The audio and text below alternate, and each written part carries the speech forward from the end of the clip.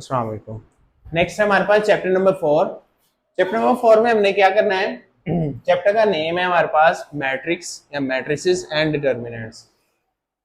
अच्छा, मैट्रिसेस है हमारे पास, सिंगल हो तो मैट्रिक्स होता है, ठीक है ना। जैसे कि हम किसी भी नंबर को ब्रैकेट्स की शक्ल में बंद कर देना। ब्रैकेट्स कौन सी है? Square brackets. किसी भी नंबर को ब्रैकेट की शक्ल, स्क्वायर ब्रैकेट्स की शक्ल में बंद कर देना मैट्रिक्स कहलाता है। किसी भी नंबर को, चाहे एक हो, ये मैट्रिक्स हो गया। अब ये इट मींस दैट द ये ब्रैकेट्स, अब इस वक्त ये ब्रैकेट कौन सी शक्ल में है? रेक्टेंगुलर शक्ल, रेक्टेंगल ब्रैकेट हो गई हमारे पास, ठीक हो गया ना। उसके बाद आ जाता है हमारे पास ये, इसमें अरेंज होता है, एक खास ऑर्डर होता है, इसका खास तरतीब होती है, रो और कॉलम। इसकी एक रो और इस वक्त एक ही कॉलम है, ठीक हो गया ना। इसके अंदर यानी हम डिटेलिंग स्टडी करने के लिए हाथ से कर रहे हैं। ये मैट्रिक्स होता है। डिटर्मिनेंट्स क्या होता है? जब हम इसका डिस्टेंस फाइंड कर लेंगे, डिस्टेंस फाइंड कर लेंगे, डिस्टेंस फाइंड करने से मुराद या इसकी पोजीशन या इसका कोई ना कोई फासला फाइंड करने को डिटर्मिनेंट्स कहते हैं। तब हमारे पास ये स्क्वायर ब्रैकेट्स ये सीधी सीधी ब्रैकेट्स में कन्वर्ट हो जाएगी, ठीक हो गया ना। अब इसका रो और कॉलम यानी कि हमारे पास डायगोनल एंड है, हमारे पास डायगोनल नंबर को डायगोनल नंबर के साथ मल्टीप्लाई करते हैं। तो अब ये एक ही नंबर है तो इसका डिस्टेंस 0 हो जाएगा। तो इसके रिस्पेक्टिव इसी की पोजीशन जहां फाइंड करनी, यानी मैं इस वक्त जिस जगह पे खड़ा हूं और इसी जगह से मेरी अब पोजीशन कंटिन्यू, यानी कि फाइंड करना और डिस्टेंस। इस वक्त मेरा अब डिस्टेंस, मैं कहूं कि मेरा यहाँ डिस्टेंस अब इधर से इधर ही डिस्टेंस क्या है? 0। अगर मैं आगे मूव करूंगा तो मेरा एक स्टेप डिस्टेंस, 1 स्टेप डिस्टेंस हो गया, ठीक होगा ना। मैंने 1 स्टेप में काउंट कर लिया। स्टेप में काउंट हो जाता है, मीटर में काउंट हो जाता है, फीट में काउंट हो जाता है। ये फीट में, फुट 1 स्टेप फुट हो गया हमारे पास, फुट में काउंट हो जाता है। हमें परेशानी हो जाती है फुट में कोई चीज आ जाए, नेक्स्ट लेवल पे आपको फुट में अभी आती है, फिर उसको हम कन्वर्ट करते हैं मीटर में। कन्वर्ट करने का तरीका होता है, ठीक है। जैसे हम किलोमीटर को मीटर में कन्वर्ट करते हैं, 1000 पे डिवाइड करते हैं, उस तरह हम फुट को भी मीटर में कन्वर्ट करते हैं, या मीटर को भी फुट में कन्वर्ट किया जा सकता है, ठीक हो गया ना। तो ये हमारे पास क्या होता है? डिटर्मिनेंट, ठीक है। डिटर्मिनेंट को डिस्टेंस कह देते हैं। आपने फिजिक्स में भी पढ़ा हुआ है डिटर्मिनेंट्स, आपने फिजिक्स में भी पढ़ा है, डिस्टेंस फाइंड करने का तरीका। उसमें डिस्टेंस फाइंड करने का क्या तरीका है? एक्स का स्क्वायर माइनस वाई का स्क्वायर या प्लस वाई का स्क्वायर अंडर रूट, यही है ना हमारे पास मैग्नीट्यूड। हाँ, ठीक हो गया ना। लेकिन वेरी शक्ल टू शक्ल वेरी करता है डिस्टेंस फाइंड करने का तरीका। यहाँ हमारे पास मैट्रिक्स शक्ल में है, मतलब अब मैट्रिक्स शक्ल में जैसे हमारे पास ये रूम है, हमारे पास ये मैट्रिक्स शक्ल में आएगा। आप बैठे हुए एक रो या कॉलम में आपको काउंट किया जाएगा। नेक्स्ट स्टूडेंट, यहाँ कोई और बैठे हो, यहाँ और भी बच्चे हैं, यहाँ ऐसे, तो हमारे पास क्या होगी? ये एक रो, ये 2, ये 3, ये 4, ये 5, ये 6, ये 7, ऐसे हम 2x2, 3x3, 4x4, 5x5, 6x6, 7x7। आपने कितने बार पढ़ा हुआ है मैट्रिक तक? 2x2 का, 3 का आपने डिटर्मिनेंट नहीं फाइंड किया हुआ। मैं अभी बता देता हूँ, आपको पता भी पता चल जाएगा कि आपने फाइंड किया हुआ इसका।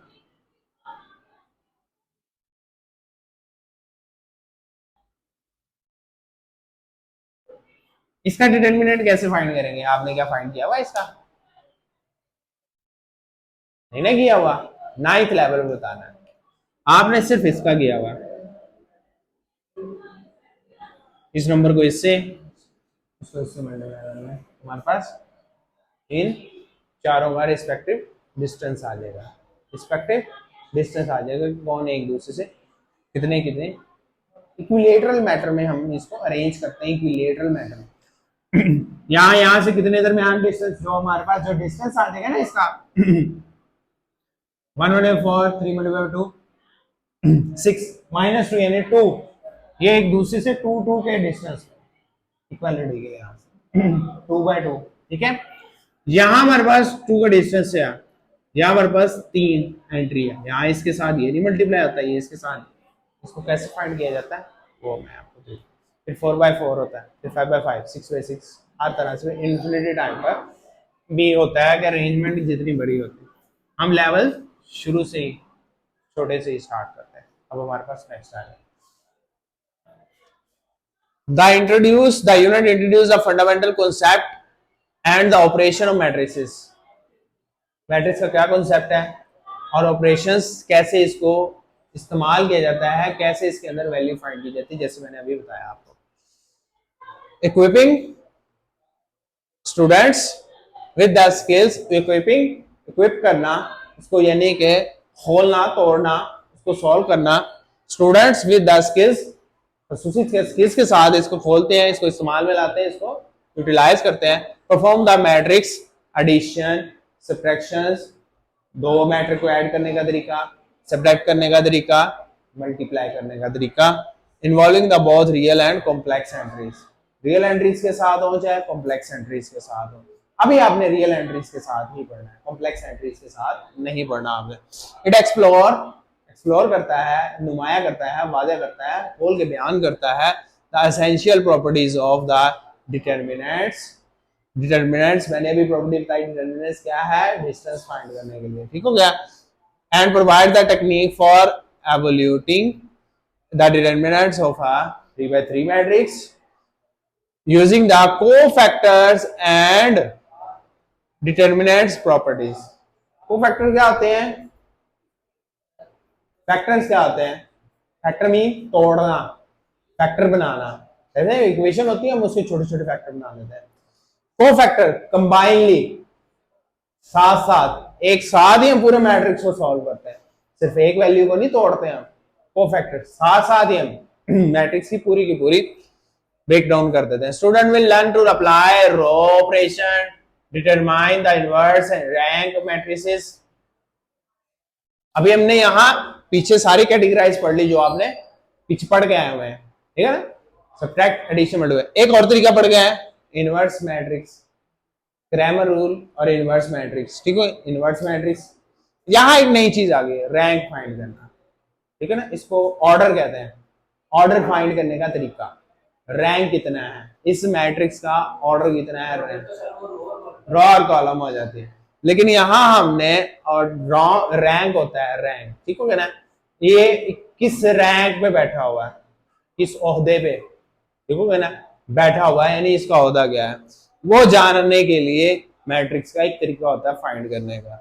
We as well as distinguish between the consistent and the inconsistent system of the linear equations through practical example के साथ the unit further explore the into the in solving system of the linear equation, both homogeneous non-homogeneous equations। दोनों तरह की equations को solve करने के लिए इस्तेमाल किया जाता है, होमोजीनियस इक्वेशंस और नॉन होमोजीनियस इक्वेशंस, ठीक है ना।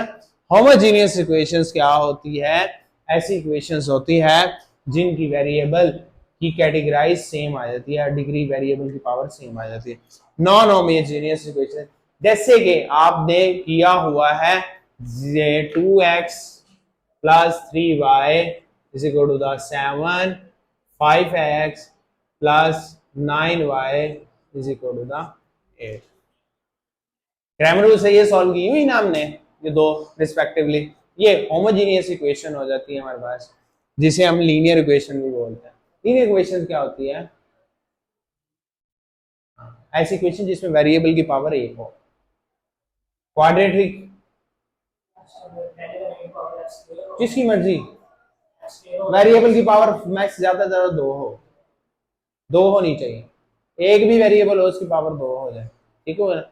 अब ये जेनेटिकली आपको दोनों लीनियर नहीं नजर आ रही, दिखने के लिहाज से जेनेटिकली, यानी कि दोनों लग रही है एक ही खानदान से ताल्लुक के लिए, यानी जिस खानदान से है वो कौन सी इक्वेशन है, लीनियर इक्वेशन। तो जेनेटिकली एक खानदान से ना हो, होमो सेम जेनेटिकली, जीनस जेनेटिकली, यानी कि पीछे जो जिसका इनका खानदान है एक जैसा नहीं है, एक अलग खानदान से और एक अलग खानदान, एक लीनियर इक्वेशन और एक नॉन लीनियर आ जाएगी, यू नो। उसको भी कैटेगराइज करता है कि कैसे सॉल्व करना है, using advance method such as a matrix inversion, Cramer rule, Gaussian elimination method, ठीक है ना, ये आप बड़े लेवल पे पढ़ेंगे Gaussian elimination method.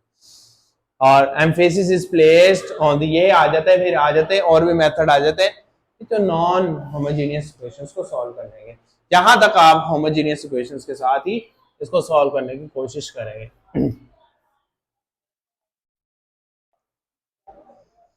Emphasis is placed on the real world applications of the matrices diverse fields such as the graphics design। Graphic design करने के लिए आप ग्राफिकली पिक्चर कोई भी बनाते हैं, ग्राफ बनाने के लिए इंसान का चेहरा भी बनाना हो तो वो एंगल वाइज हमें उसको रिस्पेक्टिवली, आपने पकड़ा होगा धागे के साथ एक कील हो, उसको ऐसे पकड़ के इधर डोरी, ऐसे करके इधर डोरी, फिर ऐसे करके इधर डोरी, फिर ऐसे करके ऐसे, ये पिक्चर भी बनाई है, ये मैट्रिक्स की तरह नहीं होगी, मैट्रिक्स की शेप के अंदर अब इधर एक पॉइंट है, इधर एक पॉइंट है, इधर एक पॉइंट है, इधर एक पॉइंट है। ग्राफिकली हम किसी भी चीज को अरेंज करते हैं वो हमारे पास मैट्रिक्स मेथड ही यूज होता है। ग्राफिक डिजाइन, क्रिप्टोग्राफी, ठीक है, एक होती है कोरियोग्राफी, ठीक होगा ना, जो सारी ये डिजाइनिंग तस्वीर बनाते हैं शक्ली, जैसे मैंने आपको चेहरा बनाने के लिहाज से। एनक्रप्शन, डेटा एनक्रप्शन, डेटा की ब्रेक डाउन, एनक्रप्ट करना, डेटा को तोड़ना प्रोग्रामिंग लगाते हुए। Geometric transformations, highlighting importance and the versatility of the matrix algebra in involving the complex practical problems। ठीक है, कितनी चीजों के अंदर ये हमारे पास इस्तेमाल हो रही है। ये आपके सामने ये जो हमारे पास पिक्चर है, ये प्रोग्रामिंग भी बनी हुई है, जहां भी हमारे पास ये मैट्रिक्स मेथड इस्तेमाल होता है इसको ब्रेक डाउन करने के लिए, डेटा एनक्रप्ट करने के लिए। आपको वहां आपने भी एक चैप्टर 5 था कि 4 था, 4 था 10th के अंदर, जहां आपने एनक्रप्शन की थी, वो रिपीट होना शुरू हो जाता है 1 2 3 4 5 6 7 8 9 10 11 12, यानी एक खास हद तक डेटा जाने के बाद वापस वही अल्फाबेट्स रिपीट होने शुरू हो जाते हैं, वापस वही अल्फाबेट। जैसे कि अगर मैं वहां उसने आपको अल्फाबेट्स लिए थे A to Z, ठीक है ना, वहां फिर रिपीट होना शुरू होता है, रिपीट होना शुरू होता है, रिपीट होना शुरू हो जाता है, तो वो एनक्रप्शन होना शुरू हो गई थी, डेटा की एनक्रप्शन होना शुरू हो गई, ठीक है ना, एनक्रप्टेड डेटा वहां हमने पढ़ा हुआ है, एनक्रप्टेड डेटा। नेक्स्ट आता है मैट्रिक्स। मैट्रिक्स किसने बयान किया है, आपने सिर्फ इतना पढ़ा हुआ, मैट्रिक्स का तारुफ किसने करवाया था, थ्योरी ऑफ मैट्रिक्स किसने बयान की थी, एक मशहूर साइंटिस्ट था आर्थर क्ले, ठीक है ना। अगर हम इसको मजाहिया अंदाज में पढ़ेंगे तो आर्थर केले, ठीक है ना, मजाहिया क्ले होता है ये हमारे पास, क्ले, आर्थर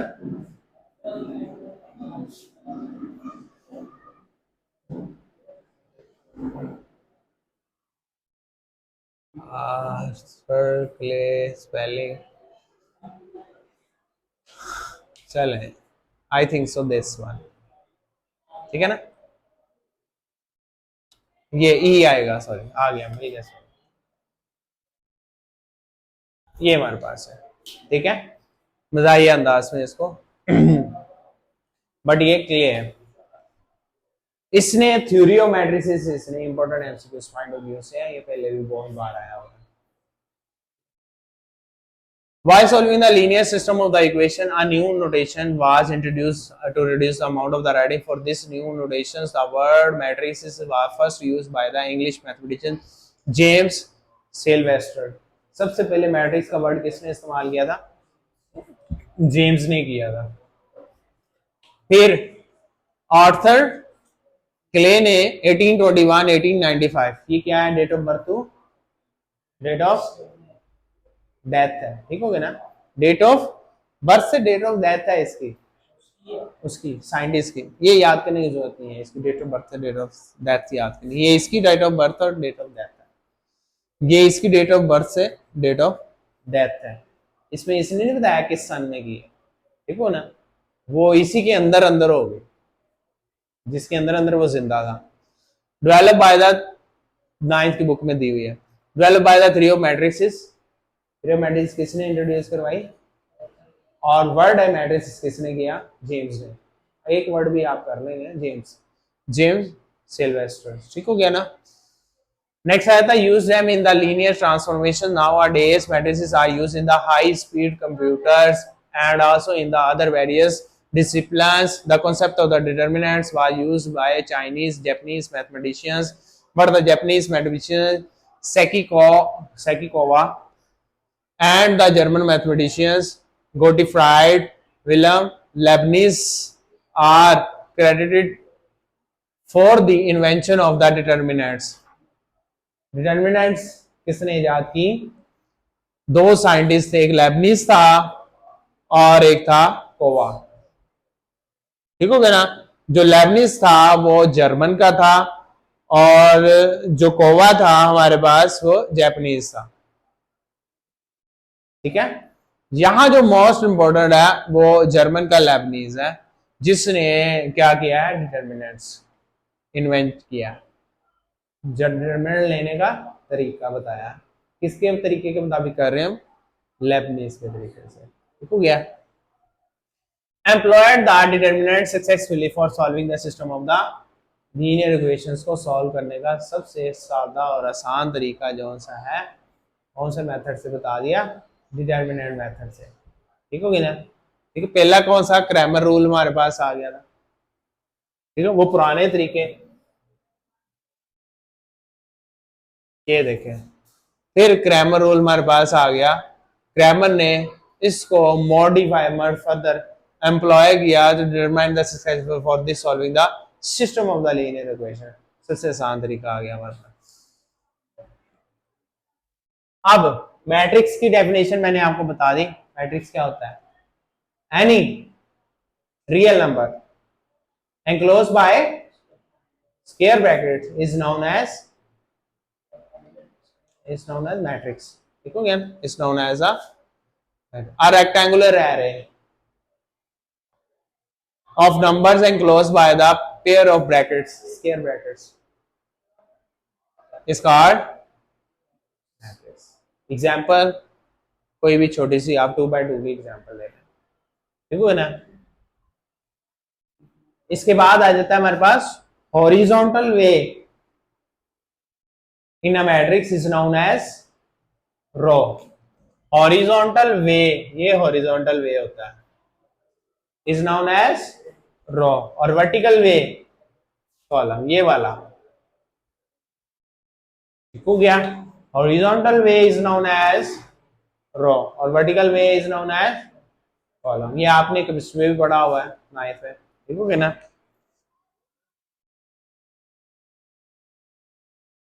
नेक्स्ट हमारे पास आता है जी, ये रो मैट्रिक्स हो गया और column matrix. Define row matrix, the horizontal way in a matrix is known as matrix, the vertical way in a matrix is known as vertical column matrix. ठीक हो गया?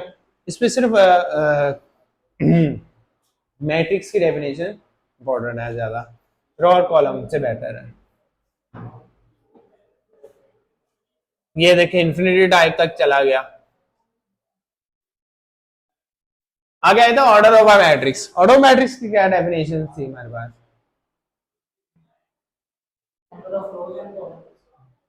Number of row and column in a matrix is known as order of matrix. The number of row and column in a matrix tell us order of a matrix. हमें order बता देता है। Number of row और column in a matrix is known as, तो कोई example ले लेनी है आपने, 2x2 का मैट्रिक्स हो जाएगा। रो पहले लिखी जाती है और कॉलम बाद में लिखे। 3 रो 2 कॉलम होगा, 3x2 का होता है। इसको कई तरह से लिखा जाता है। ऐसे भी लिखा जाता है, इसमें स्लैश डाल के भी लिखा जाता है। ठीक हो गया? इस तरह से लिखा जाता है 3x2 और ऐसे 3/2 भी हमारे पास 2x2 भी लिखा जाता है। ऑर्डर को लिखने का तरीका है हमारे पास।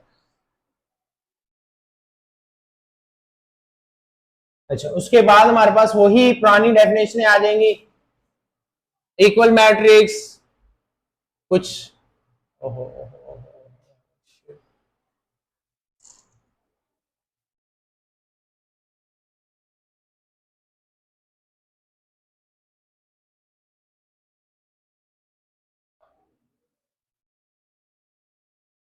रेक्टेंगुलर मैट्रिक्स चले जाए, ऐसा मैट्रिक्स जिसमें रो और कॉलम की तादाद बराबर ना हो। रो और कॉलम की तादाद बराबर ना 3/2, 3 रो 2 कॉलम, 1 रो 2 कॉलम, ऐसा मैट्रिक्स जिसमें रो और कॉलम की तादाद बराबर ना हो, क्या होगा? रेक्टेंगल। रेक्टेंगल स्क्वायर में क्या आते हैं? चारों कोने बराबर होते हैं ना। रेक्टेंगल में दो एक साइड एक बराबर होती है, दो एक साइड बराबर होती है, चारों एक बराबर नहीं होती। स्क्वायर में ऐसा मैट्रिक्स जिसमें रो और कॉलम की तादाद बराबर हो जाए, सेम हो जाए, वो क्या हो जाएगा? स्क्वायर मैट्रिक्स हो जाएगा। 2x2 का मैट्रिक्स, ठीक है ना। इट्स ऑर्डर में भी 2x2, 1x1, जैसे हमने पीछे लिया था।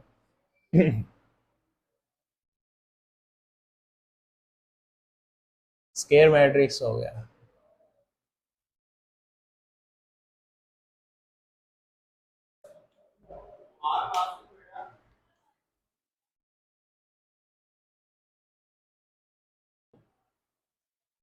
आगे आ गया हमारे पास डायगोनल मैट्रिक्स, पहले पढ़ लेते हैं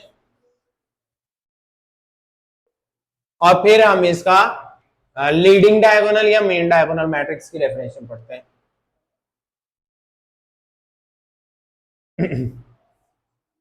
A matrix is said to be the diagonal matrix. Diagonal entries, ये वाली, ठीक है ना। If at least there one diagonal entry is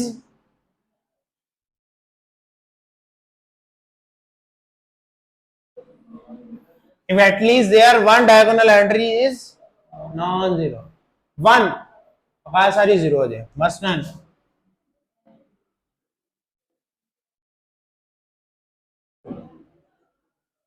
बकाया ये जीरो हो या ना हो, सारा का सारा मैट्रिक्स भी हो सकता है ना। ये जीरो नहीं भी है तब भी ठीक है, डायगोनल एंट्रीज को पढ़ रहे हो। At least one diagonal entry is non zero, कम से कम एक डायगोनल एंट्री नॉन जीरो। अगर सारी की सारी नॉन जीरो हो जाए तब भी डायगोनल मैट्रिक्स में आ जाए। अब ये कौन सा डायगोनल मैट्रिक्स हो गया? 1 1 1 आ गया।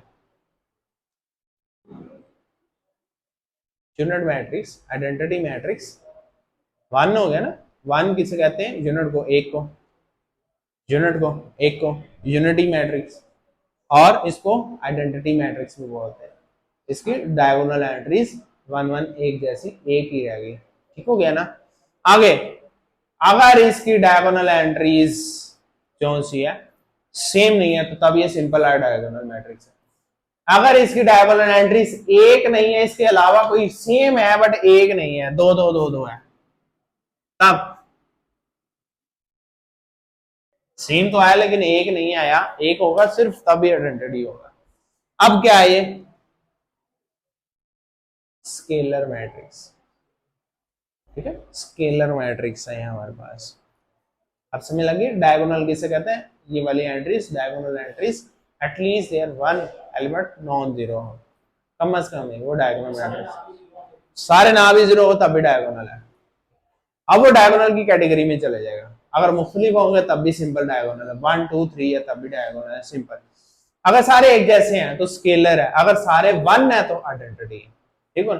फिर इस अगर ये सारे वन है, तीनों वन है, इसको रिप्रेजेंट करने का एक तरीका है, बकाया जीरो है, I3, क्यों? ये 3x3 का मैट्रिक्स है। अगर ये 2x2 का, ये स्क्वायर मैट्रिक्स होना चाहिए, शर्त यही है, रो और कॉलम का ऑर्डर सेम होना चाहिए। अगर इसके अंदर 2x2 का मैट्रिक्स है, दो हो ये वाला, तब ये I2 है, ठीक है, I2 है। 1 1 होने चाहिए, डायगोनल एंट्रीज 1 होनी चाहिए, और ये स्क्वायर मैट्रिक्स होनी चाहिए, इसके रो और कॉलम की तादाद हमेशा बराबर होती है। डायगोनल मैट्रिक्स क्या होता है? स्क्वायर मैट्रिक्स, ठीक है ना। Every square matrix is called diagonal matrix, but every diagonal matrix is also square matrix, ठीक हो गया ना। ये हमारे पास क्या है, इसकी कॉन्ट्राडिक्शन आ जाती है। हाँ, मैंने एक बात की थी कि लीडिंग, यही बात जो मैंने की, लीड करना स्क्वायर का, स्क्वायर मैट्रिक्स का डायगोनल मैट्रिक्स को, डायगोनल मैट्रिक्स का स्क्वायर मैट्रिक्स को लीड करना। लीड करने से क्या मुराद है? लीड करने से मुराद है उसको प्रेफर देना। स्क्वायर मैट्रिक्स कहता है नहीं ये डायगोनल मैट्रिक्स है, डायगोनल मैट्रिक्स क्या कहता है? मैट्रिक्स। लेकिन कॉन्ट्राडिक्शन में ये भी हो सकता है अगर वो नॉन जीरो जीरो नहीं रहे। अब ये स्क्वायर मैट्रिक्स का डायगोनल मैट्रिक्स है, हाँ उधर वाला,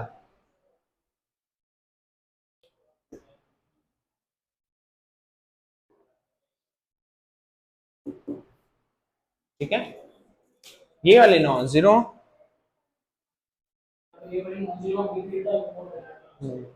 ये वाले जीरो होंगे तो डायगोनल मैट्रिक्स है। अगर वो नॉन जीरो होगा अकेला स्क्वायर रह गया।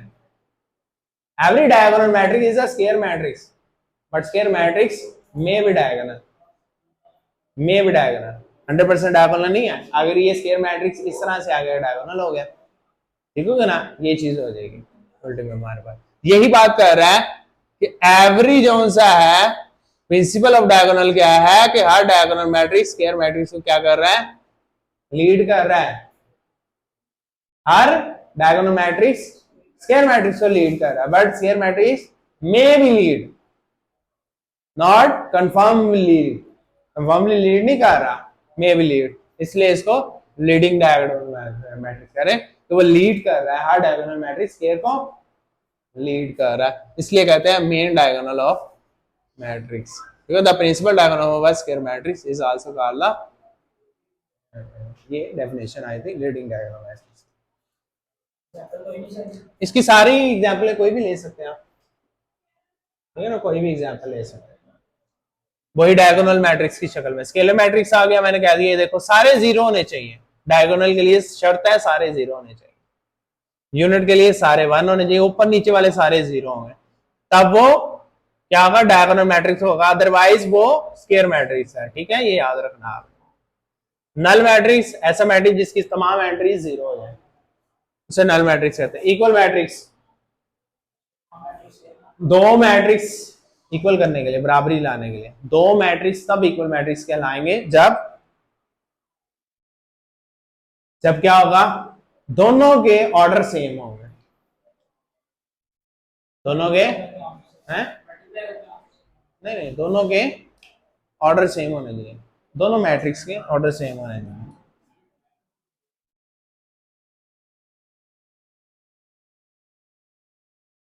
ये भी 2x2 है, 2x2 है, ठीक है। और एक शर्त कहता है एंट्रीज भी सेम होनी चाहिए, ठीक है, दो शर्तों के मुताबिक ये डेफिनेशन बनती है।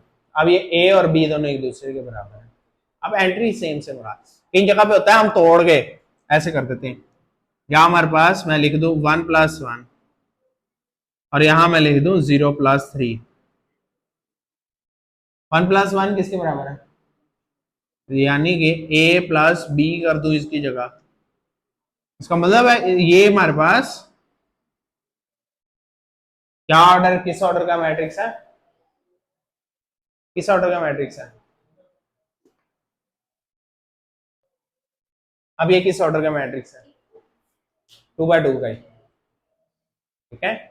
ये एक रो, ये एक कॉलम है, ये कॉलम, इसको और इसको अलग नहीं काउंट करना, ये एक है, ये एक वर्ड है, ये एक वर्ड है, इसमें एक एक ही हमारे पास ये कॉलम है, ठीक हो गया। अब ये 2x2 का मैट्रिक्स है, तो 2x2 मैट्रिक्स, दूसरा मैट्रिक्स 2x2 का होगा तो दोनों एक दूसरे के इक्वल हो जाएगा, ठीक हो गया। यहाँ हमारे पास इक्वल मैट्रिक्स की ये डेफिनेशन होती है। ट्रांसपोज ऑफ अ मैट्रिक्स, इसमें इंपॉर्टेंट तरीन डेफिनेशन जो सी है, एक डायगोनल मैट्रिक्स, आइडेंटिटी मैट्रिक्स, हो गया।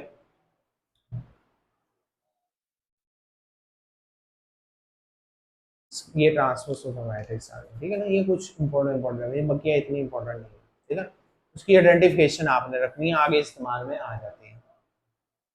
ट्रांसपोज ऑफ अ मैट्रिक्स, जब हम रो के ऑर्डर को कॉलम में तब्दील कर देंगे, कॉलम के ऑर्डर को रो में तब्दील कर दे, दोनों में से कोई भी एक कंडीशन कर दे, एक करनी है आपने, दोनों नहीं करनी, वापस वही शक्ल हो जाएगी, और लगाना है दोबारा। If we change the row into the column, और या कॉलम को रो में तब्दील कर, दोनों में से कोई एक काम करना है, एक काम करना, दोनों नहीं करने at a time, then the matrix is called transpose matrix, इसको किससे रिप्रेजेंट करते हैं, ए टी से। कोई भी मैट्रिक्स ए हो उसके ऊपर टिक लगा दिया जाए, उसका ट्रांसपोज हो जाएगा। आपने ए मैट्रिक्स ले लेना, ये वाला 1 2 3 4, ये कॉलम है, रो में तब्दील कर दें, 1 3 हो जाएगा, 2 4 हो जाएगा, ये ट्रांसपोज का मैट्रिक्स हो जाएगा। ये एग्जांपल इसमें परफॉर्म करके दिखानी है।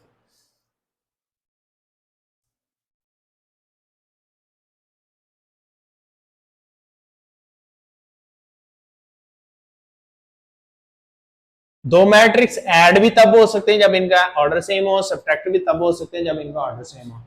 मल्टीप्लाई में कंडीशन और होती है, मल्टीप्लाई में क्या कंडीशन होती है, दो मैट्रिक्स कब मल्टीप्लाई हो सकते हैं, पहले के पास कम अज कम दो कॉलम होने चाहिए, पहले मैट्रिक्स के पास कम अज कम दो कॉलम होने चाहिए, फिर दूसरे के साथ मल्टीप्लाई हो जाएगा। दूसरे के पास बेशक एक हो कॉलम, पहले के साथ कितने कॉलम होने चाहिए, दो कॉलम होने चाहिए। मल्टीप्लाई का ये रूल है, और एडिशन सब्ट्रैक्शन का रूल है, दोनों इक्वल मैट्रिक्स होने चाहिए, और उसमें इक्वल मैट्रिक्स का कोई लॉजिकली कंडीशन अप्लाई नहीं होती।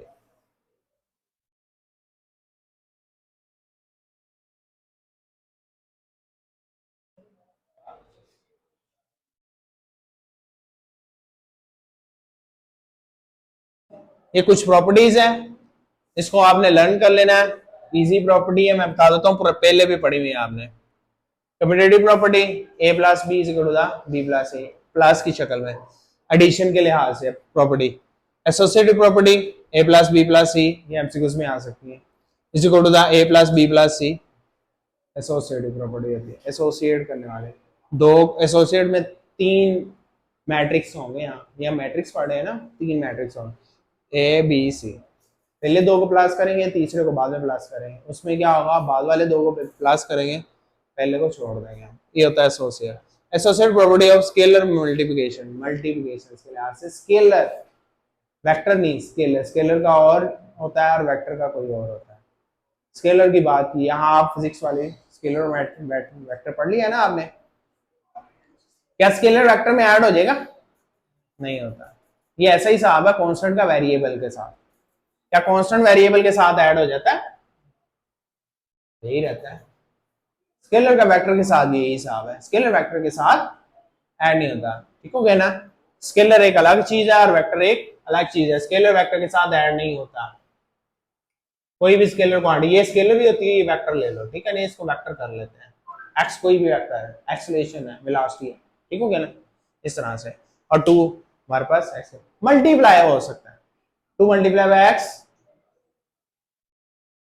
टू एक्स, मल्टीप्लाई का रूल हमारे पास और है, टू मल्टीप्लाई हो सकता है, ठीक हो नहीं, वही किया हुआ है, सी डी ए और सी इंटू डी ए, ठीक है। चाहे इसमें से दो मैट्रिक्स वेक्टर ले लें, दो मैट्रिक्स ले लें, एक कांस्टेंट टर्म ले लें, इसमें से कोई, तो उन दोनों को मल्टीप्लाई करके तीसरे के साथ मल्टीप्लाई, ऐसे मल्टीप्लाई का रूल, तीनों मल्टीप्लाई आसानी से होते हैं, एडिशन में अप्लाई नहीं होता।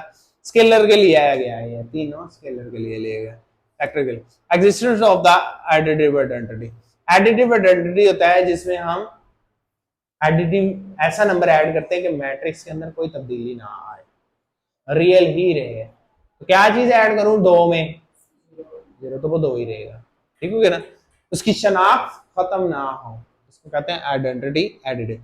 मल्टीप्लिकेटिव आइडेंटिटी क्या होता है, क्या नंबर मल्टीप्लाई करेंगे वो तब्दील ना, वन जीरो कर देंगे तो जीरो हो जाएगा वन, और यहाँ आइडेंटिटी वन क्या है, unit matrix, identity matrix, A I into A into I is equal to the A, यहाँ आई क्या है, आइडेंटिटी मैट्रिक्स मल्टीप्लाई करना है, वहां हमारे पास स्केयर कोई भी मैट्रिक्स, नल मैट्रिक्स ऐड करना है हमने, नल मैट्रिक्स ऐड करेंगे हम, और यहाँ आइडेंटिटी मैट्रिक्स मल्टीप्लाई करेंगे। डिस्ट्रीब्यूटिव प्रॉपर्टी में क्या होता है हमारे पास, वहां हमारे पास एसोसिएटिव प्रॉपर्टी थी, प्लस आता है, डिस्ट्रीब्यूटिव प्रॉपर्टी में दोनों आते हैं, मल्टीप्लाई भी आता है और प्लस भी आता है, ठीक हो गया ना। तो हमारे पास जो मल्टीप्लाई होगा वो स्केलर नंबर होगा, सी इंटू ए सी इंटू बी, ये देखें मल्टीप्लाई कर दिया जाएगा। इसके बाद आता है सी प्लस डी, इसको कहते हैं लेफ्ट डिस्ट्रीब्यूटिव प्रॉपर्टी, इसको कहते हैं राइट डिस्ट्रीब्यूटिव प्रॉपर्टी। इसमें देखें लेफ्ट में मौजूद होता है नंबर, इसमें कहाँ होता है, राइट में मौजूद होता है नंबर, ठीक है, इस तरह से होता है। Associative property with respect to the, अब associative property with respect to the addition, यहां दरमियान में मल्टीप्लाई आ जाएगा सभी जगह पर। ठीक है, मल्टीप्लाई आ गया, ये वाली इसने इधर लिख दी, A multiply by B multiply by B multiply by C, A multiply by B, associative में मल्टीप्लिकेशन में मल्टीप्लाई आ जाता है। लेफ्ट डिस्ट्रीब्यूटिव प्रॉपर्टी ये देखें आ गई, लेफ्ट में लग गया। राइट डिस्ट्रीब्यूटिव प्रॉपर्टी में देखें, राइट में मैं आपको बता दिया था ये प्रॉपर्टी की दो काइंड है, लेफ्ट और राइट डिस्ट्रीब्यूटिव प्रॉपर्टी। ठीक हो गया, ये हमारे पास प्रॉपर्टी, इसको याद जरूर करना है, आपने एमसीक्यूज में पूछी जा सकती है, आई थिंक सो। नेक्स्ट हमारी एक्सरसाइज स्टार्ट कर रहे हैं।